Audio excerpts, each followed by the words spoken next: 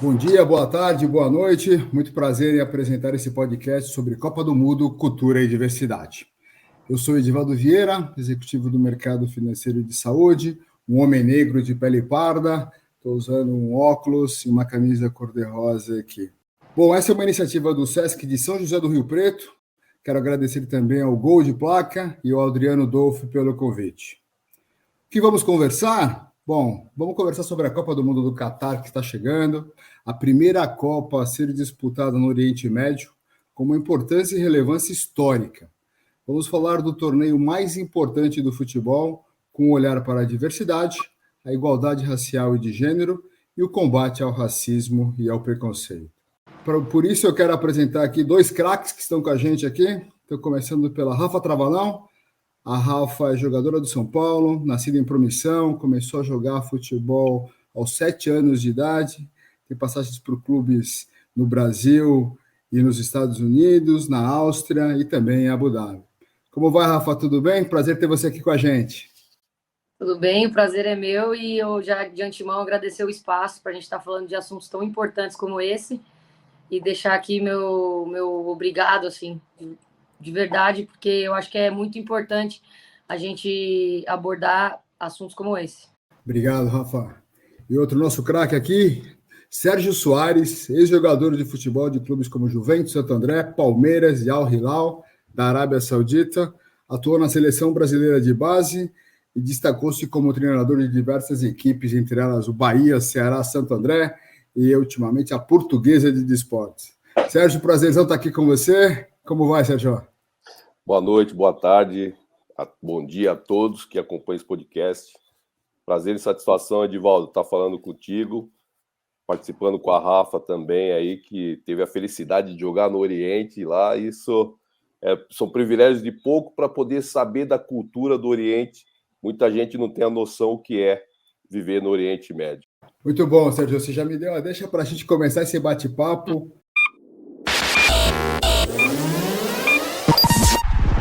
Então, essa primeira Copa do Mundo no Catar, como é que vocês veem o choque cultural entre Ocidente e Oriente, e principalmente do item de equidade de gênero e equidade racial? Eu tive a oportunidade de estar lá, né, no Oriente em 2019, um pouco antes da pandemia. Na verdade, eu vim embora quando estourou a pandemia lá primeiro. O choque para mim, assim, foi muito grande quando eu fui para lá. A começar que é um lugar onde o futebol feminino ainda está engatinhando. Assim, no Brasil a gente já vê uma evolução muito grande, mas lá, assim, meio que eu voltei no tempo, assim. E ver mulheres lá, tinha muitas meninas do meu time que ainda usavam as burcas, tudo. Então, assim, para mim, culturalmente, foi muito diferente, mas foi uma experiência fantástica. Voltaria, com certeza. A maioria das gurias trabalhavam e jogavam. Os treinos eram no período da noite. Então, as únicas profissionais mesmo que tinham no clube era eu e mais uma outra brasileira que foi comigo. Assim, muita diferença, né? Mas de escutar as histórias delas, também as lutas que elas têm, elas podem jogar bola. Acho que lá o projeto começou há 10 anos atrás só. Teve alguma situação de preconceito, alguma dificuldade? Não, lá não, assim, dentro do futebol não, né? Na rua, assim, um pouco, vamos dizer, a parte do assédio, assim, por parte deles, porque a gente não andava com o corpo todo coberto, então acabava tendo essas coisas chatas, assim, mas nada que me deixou com medo, nada disso, assim, mas mais o assédio pelos homens, assim, no olhar, porque as mulheres elas andavam todas tampadas, então quando eles viam alguém normal de shorts, camiseta, eles já sabiam que era de fora, que era turista. Muito bom, Rafa. E você, Sérgio, olhando nos dois aspectos, né? No aspecto de olhar da nossa cultura, desse aspecto de equidade de gênero, e também com relação a racismo, esse preconceito no futebol. Como é que você vê isso, esse choque? Como é que foi essa experiência? Eu tive na Arábia já tem um tempo, né? 92 a 95, já tem um tempinho, né? Diferente da Rafa, que foi agora recentemente, ela foi para um país que é livre, é praticamente livre para o estrangeiro, né? Na Arábia Saudita era o país mais fechado do Oriente Médio. E a Rafa está falando das meninas que elas começaram a jogar bola há 10 anos atrás. Você tem uma ideia, na época que eu jogava no Hilal, mulher era proibido ir no estádio. né? A estrangeira tinha que usar a burca e o véu. Então, lá na Arábia, as mulheres tinham muita dificuldade na época na época que eu joguei lá. Você tinha lugar que mulher não entrava, né? A mulher não dirigia na Arábia. Começou agora, alguns anos atrás, que foi liberado para a mulher dirigir, mas ela tem que ter autorização do marido, lá na Arábia Saudita. Estou dizendo da Arábia Saudita, que é o mundo mais fechado. Não tem bebida alcoólica na Arábia, lá nos Emirados, onde a Rafa estava, não sei se é igual no Catar, porque no Catar tem uma cota para estrangeiro. Tem, mas depende dos lugares, nos restaurantes e nos liquor stores, assim, não se pode beber na rua. Na Arábia é zero. Na Arábia não tinha cota, não podia beber na rua. Para ter uma ideia, para você dar carona para uma mulher de um amigo na Arábia era complicado. Até isso tinha dificuldade. Porque a gente tem um documento, não sei se a Rafa tinha lá, que é chama o ICAMA, que é uma identidade que o estrangeiro tem no mundo árabe. E esse ICAMA você tem, que é fornecido pelo clube, né? O clube é tipo responsável por você dentro do país, né? E o ICAMA eu era o titular do ICAMA, aí tinha meus filhos e tinha minha ex-mulher que tinha, e ela andava com aquele ICAMA. Se desse algum problema, eu respondia. Então, é muito rigoroso essa questão. Lá a gente tinha um ID, e tanto que o clube ele ficava com o nosso passaporte. Tinha até outros brasileiros lá em outras áreas que falavam, isso é proibido, mas como é que você ia... Nossa. É verdade, só que eu não dei meu passaporte, Rafa. O meu ficou lá com eles, eu tive a informação. Eu tive a informação quando eu cheguei, que quem me levou para a Arábia foi o Candinho, né? O Candinho, o professor Medina. E a primeira coisa que eles me falaram, Sérgio, eles vão pedir o seu passaporte. Mas você bate o pé e fala que não vai dar. Eles vão bater, não sei o quê, mas você bate o pé e fala que não vai dar. Foi dito e feito. Desci em Riad, os caras, my friend, passaporte. Eu não falava água em inglês. Eu falei, não vou dar o passaporte. Falei em português, não vou dar o passaporte, e bati e não dei o passaporte. Eu fiquei com o passaporte ao meu poder. Porque o passaporte eu não consegui nem abrir conta no banco porque eles não me davam o passaporte. E o passaporte é uma maneira de segurar no país, né? Antigamente você não podia tirar foto da Arábia. Os caras não deixavam tirar foto, não deixavam filmar, não deixavam nada. E por quê? Porque eles não queriam que saísse nada, imagem nenhuma do país para fora. Que a Arábia está abrindo para turismo, né? Vai ter umas restrições, mas está abrindo para turismo. A mulher já consegue ir ao estádio, né, na Arábia Saudita, porque dos países árabes, a Arábia era a única que só podia ir em jogos internacionais. Agora não, já pode ir no campeonato local, e jogos internacionais está liberado, mas tem que continua usando o véu e a baia, a mulher estrangeira, né? E a mulher saudita, ela usa a burca. Lá esquece. Lá eu perguntei isso para as meninas também, falei assim, como é que faz? Porque eu vejo algumas que tampam tudo, outras mostram o rosto. Aí elas falaram, isso aqui é o pai, né, que decide. Se ele for mais conservador, se ele for menos, aí é o pai que vai ditar as regras do que elas têm que usar ou não. Queria mudar um pouco de assunto e para um segundo capítulo que vocês sabem muito bem, muito melhor do que eu, que é a equidade de pagamentos entre homens e mulheres no futebol, né? Tem lá um exame do Enem de 2017 que compara a Marta com o Neymar. A Marta ganha $400 mil por ano, fez 103 gols, e o Neymar ganhava naquela época 14 milhões e meio de dólares e fez 50 gols, né? Quando você faz per capita por gol, ela foi muito mais eficiente, ganhava muito menos, que valia $390. Como é que você tem visto isso, Rafa? Eu estou há 18 anos no futebol e peguei exatamente a parte da seleção em que a gente tinha zero de premiação, a gente ganhava uma diária muito pequena. Em 2008, eu me lembro que a diária da seleção de base era R$35. A gente ficava lá meses para conseguir juntar, sei lá, alguma coisa.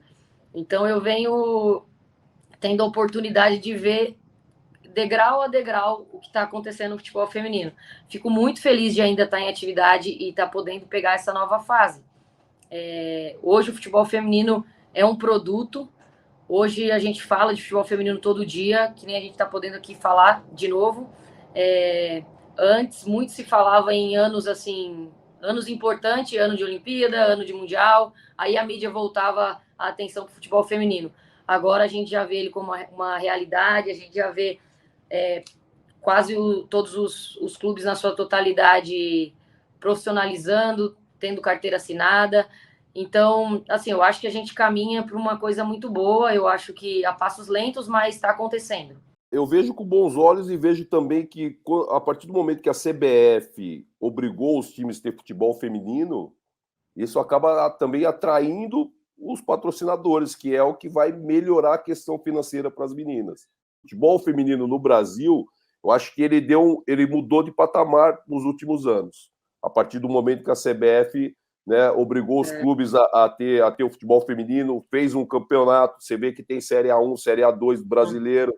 A partir do momento que as federações, a CBF, a Confederação e a Conmebol tenha campeonatos que têm atrativo para patrocinadores, acaba sendo um atrativo. Você vê que a Libertadores está sendo jogada lá no Equador, né, se não me engano. Isso. O estádio está vazio, a Libertadores tem que ser jogada aqui no Brasil, que o pessoal gosta de ver, entendeu? Isso vai chamando o patrocinador para poder ajudar as meninas a serem melhores remuneradas, né? Eu, por exemplo, estava na Portuguesa, a Portuguesa foi jogar o Campeonato Paulista, mas era um time que era terceirizado, né? A Portuguesa não tem condições de bancar o time ainda, né? Como faz o São Paulo, como faz o Corinthians, como faz o Palmeiras. Mas o começo de todo mundo foi mais ou menos assim mesmo, terceirizando, e aí quando viam que o projeto às vezes não dava certo terceirizado, a torcida cobrava, aí começaram a olhar com outros olhos. E o que eu acho que isso impactou é o fato de ser obrigatório ter o feminino. No começo, lá em 2019, teve muita gente que montou para montar. Tem que ter só para participar, né? Lá nas coxas. Aí viu que de repente por parte da torcida se cobrava, viu outros clubes investindo e tendo retorno, e aí acho que começaram a olhar com outros olhos assim para o futebol. Mas é difícil, mas tá rolando, tá acontecendo. Sabe que eu acho assim, Rafa, uma coisa que eu acho que pode funcionar, porque a gente vê nos Estados Unidos as universidades, elas trabalham essa modalidade. Aqui no Brasil, a gente precisa que as escolas, né? Eu sei que já tem escolas que têm categoria feminina, mas tem que incentivar ainda mais, né? A gente vive um novo momento da atualidade. Eu tenho uma experiência que é muito legal. Eu pude jogar a Liga Profissional Americana 2015, NWSL, pelo Boston Breakers. Já não, esse time não existe mais, mas enfim. Eu joguei e no meu contrato tinha que, mensalmente, eu tinha que dar... Não, a cada 2 meses, eu tinha que dar 15 horas de camping para as meninas da base, sub-11. Chegava para dar esse treino com a outra brasileira, as meninas de 10 anos, elas estavam tipo... Aí a gente queria dar brincadeira, pô, criança. Sim, aí o treinador dela falava, a gente pode aquecer elas com uma brincadeira? Daí ele, não. Aqui, elas vão ter o mesmo aquecimento que vocês têm lá no profissional. Passa o mesmo aquecimento para elas. Daí a gente olhava uma cara... Nada de lúdico, né? Tratam elas como profissionais desde os 10. Muito legal, bem competitivo. Que legal então, saber que está evoluindo, né? Eu acho que aqui no Brasil, né, Edivaldo, aqui no Brasil tem que ter esse estímulo também, né? Para poder surgir novos talentos, você precisa impactar lá embaixo. Se você não fazer a coisa fomentar lá embaixo, no futuro nós não vamos ter jogadoras com qualidade, né? Do jeito que é futebol, porque o futebol brasileiro ele é cobrado. O futebol feminino daqui um pouco vai ser cobrado igual, né? A pressão, a cobrança e títulos, não sei o quê, né? Então você precisa também trabalhar. Vocês cobram profissionalistas, vocês têm que ser profissionais. Então, se a gente está querendo cobrar as coisas, a gente tem que entregar também. E é o que você falou. E hoje eu acho que a internet ajuda muito, assim, essas meninas mais novas, elas conseguem ver e, de repente, sonhar com o futuro na profissão, porque antes a gente não conseguia, né? A gente não tinha como se espelhar em alguma coisa. Era difícil enxergar em algum lugar. Não, muito legal, papo muito bom. É o que vocês falaram, né? Organização, planejamento, cobrança e remuneração também, né? Porque o papo está tão bom e o tempo está passando. Eu queria mudar de assunto de novo, que é um assunto, infelizmente, atual, né? que é o racismo no futebol. A gente sempre tem episódios, teve o último do Vini Júnior, teve o jogo do Brasil e Tunísia no 6-1 de atirar banana, e a FIFA está anunciando lá algumas punições financeiras na Copa do Mundo. Olha, Edi, eu vejo que as punições são muito brandas ainda, né? É claro que a gente está... Agora está sendo falado, eu acho que isso é importante, e não está sendo falado só para o cara da pele preta como a minha, está sendo falado com gente da pele clara. Então a gente começa a ter uma mistura, né, dentro dessa abordagem do racismo, e isso é importante. A gente não está carregando a bandeira sozinho. A bandeira está sendo amparada por ambas as cores, isso é importante. Agora, que a punição ela precisa ser mais forte, mais rigorosa.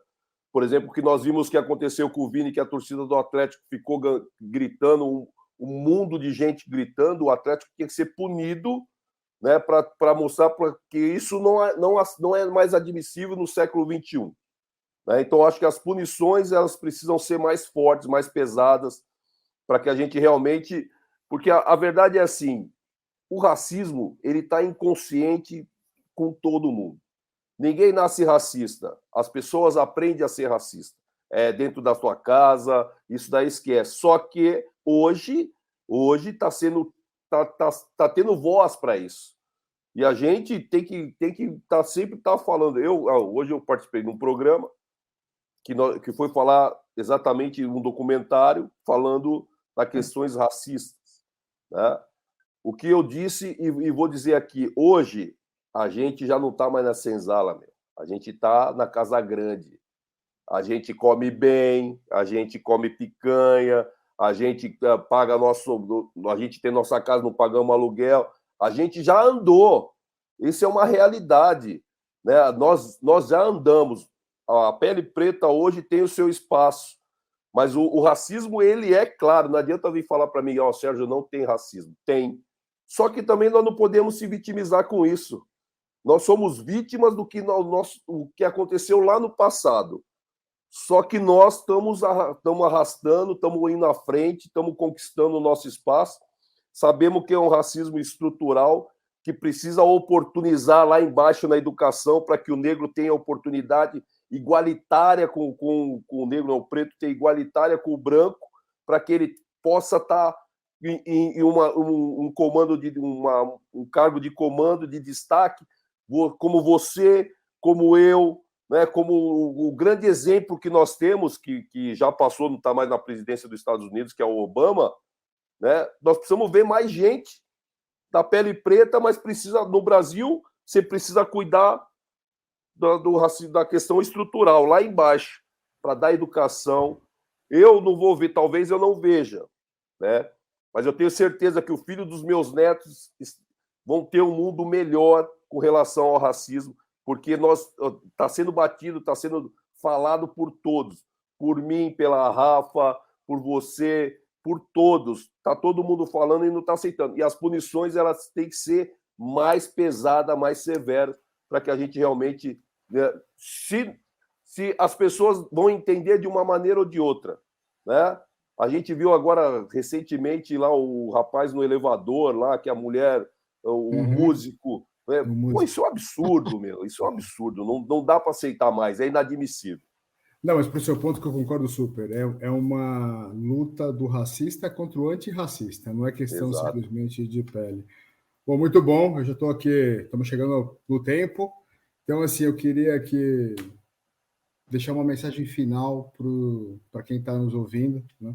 Eu realizei meu sonho aqui, vocês são os protagonistas do podcast. Eu tomei até o tempo da Rafa aí, Ed. A Rafa ia falar alguma coisa, pô. Não, eu vou passar para a Rafa, eu não vou acabar assim, não, vou passar para vocês de volta. Não, eu só queria, para terminar, a minha parte, né?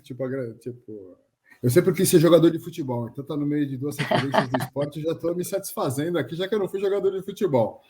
Então, Rafa, eu queria que você quiser complementar o que o Sérgio falou e também que você deixasse uma mensagem final para quem está nos ouvindo com relação ao tema, tanto para a sociedade quanto para os esportistas do país. Em relação ao racismo, acho que eu concordo em tudo que ele falou e eu acho que é isso. Eu acho que as punições sendo mais severas, a gente falando sempre, não só assim, quando acontecem os episódios mais que vão para a mídia. Eu acho que isso tem que ser falado sempre, tem que ser martelado sempre e com certeza a hora que mexe no bolso, a hora que mexe na paixão de alguém, aí as coisas mudam.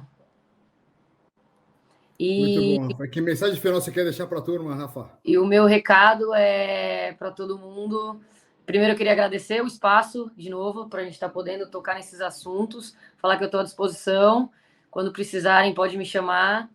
E convidar todo mundo para acompanhar o futebol feminino, seja na internet, na televisão, qualquer lugar que vocês prestigiem, que a gente está trabalhando muito, muito duro para que isso se torne cada vez mais realidade.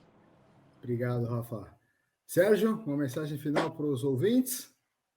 Eu que aproveite bastante a Copa do Mundo, né? A Copa do Mundo está chegando aí numa Copa do Mundo diferente do que a gente está acostumado de meio de ano. Agora nós vamos ter a Copa do Mundo no final do ano, onde tecnicamente, fisicamente, os jogadores estarão muito melhores, né? Uma Copa do Mundo num lugar diferente, né? Então tem várias diferenças nessa Copa do Mundo, né? Vai ser no Oriente, vai ser no final do ano. Todo mundo achando, né, Rafa, que lá não faz frio sim essa época do ano, né? 20, não vai achando. 25 graus estava de moletom. É, isso mesmo. Né, que o pessoal aproveite bastante, né, esse evento, que é um evento mágico. A gente sabe que a cada 4 anos que tem a Copa do Mundo, a gente aproveite bastante, se divirta bastante. E nós que somos do futebol, ficar atento, ligado, para ver se tem algo novo em termos táticos para a gente poder aproveitar. E deixar aí @oficial Sérgio Soares, meu Instagram. Se quiser acompanhar aí a minha caminhada, também. É só seguir. Vai lá, Rafa, deixa o seu também, vai lá. Rafa Travalão. Pô, muito obrigado, Sérgio, Rafa. Eu aprendi com o Sérgio que fizemos uma resenha aqui, então já estou realizado. Queria agradecer a iniciativa do SESC de São José do Rio Preto e também ao Gol de Placa e ao Adriano Dolfi pelo convite. Adorei estar aqui com vocês, aprendi bastante, como sempre. Vamos todos juntos nessa luta por uma sociedade melhor, pela uma equidade melhor para todos nós. Forte abraço a todos vocês.